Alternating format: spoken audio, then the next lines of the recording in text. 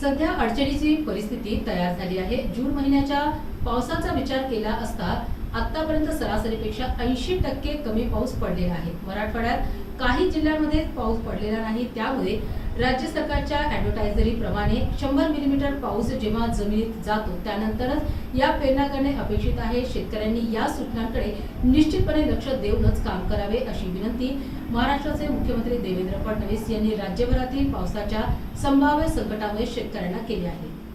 राज्यामध्ये खूप अडचणीची परिस्थिती तयार झालेली आहे।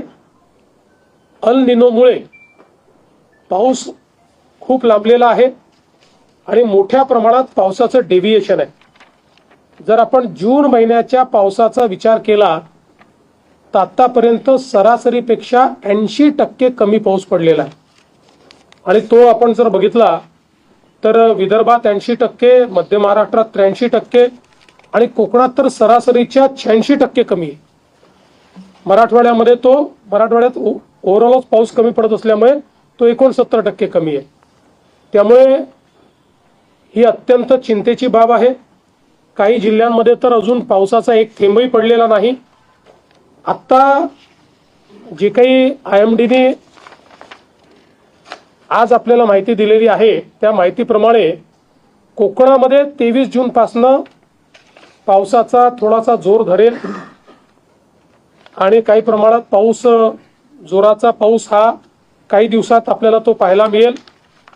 पण विदर्भ असेल किंवा मराठवाडा असेल इथे मात्र कमी किंवा मध्यम पाऊसच सध्या आहे।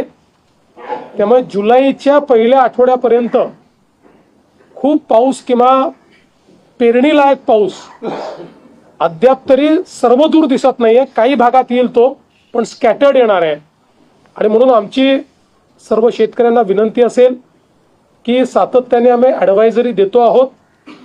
राज्य सरकारच्या ॲडव्हायझरी प्रमाणे म्हणजे 100 मिलीमीटर पाऊस जेव्हा जमिनीत जातो त्यानंतरच या पेरण्या करणं हे अपेक्षित आहे।